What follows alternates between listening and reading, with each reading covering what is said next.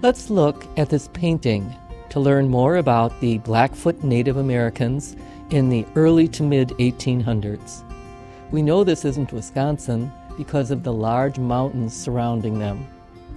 In fact, the Blackfoot lived and still live in the northern plains, which includes Montana and Idaho in the United States and Alberta in Canada.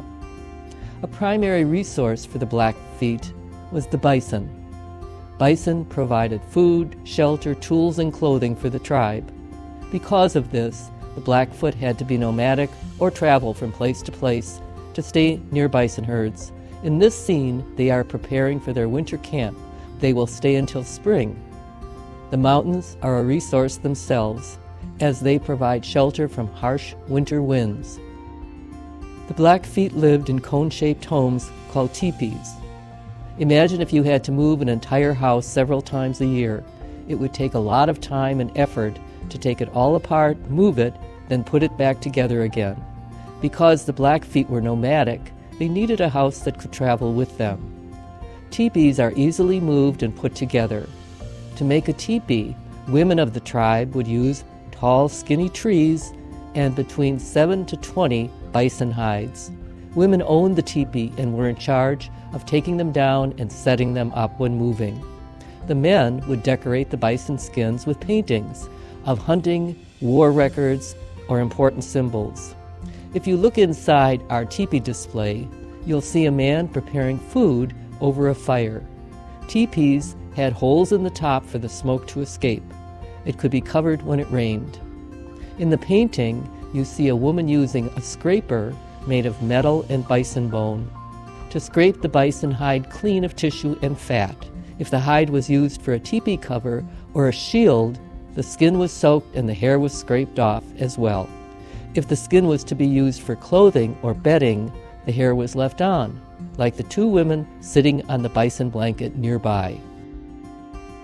The primary source of food for the Blackfeet was the bison. While it could be cooked and eaten fresh, the Blackfeet also had a way to preserve it. Sun-dried strips of bison meat, like the ones drying in this picture, were pounded into pemmican using a pounder like this. Pemmican is a combination of hot fat, marrow, pulverized bison meat, very similar to beef jerky. Berries were often added for flavor. Pemmican made it possible for Native Americans to store food from a season of plenty to one of scarcity. It was used by hunting and raiding parties because it could be easily carried and eaten without any preparation, like cooking. This is another example of how the Blackfeet used the bison as a resource. This is called a parfleche and is made of bison hide, treated differently from blankets or teepee hides, so that it is more firm and water resistant. Parfleches were a container used to store and transport, including pemmican. They would carry one parfleche on each side of their horse and were made and painted by the women of the tribe. Sometimes resources can change, either naturally or because of human intervention. In this picture, we see horses. Horses were brought by Europeans and helped the Blackfeet hunt more easily, as well as move camp quickly, since the horses could carry more on the travois than the dogs they used before.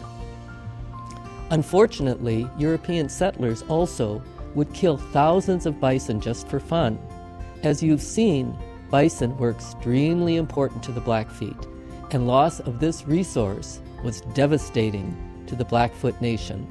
Today, most Blackfeet, around 16,000 people, live in Montana, on one of the largest Native American reservations in the United States. They have a government, schools, and police departments. While many live in houses like us, some still choose to live part of the year using the traditional methods of their ancestors. However, teepees made today are typically made from canvas rather than bison pelts.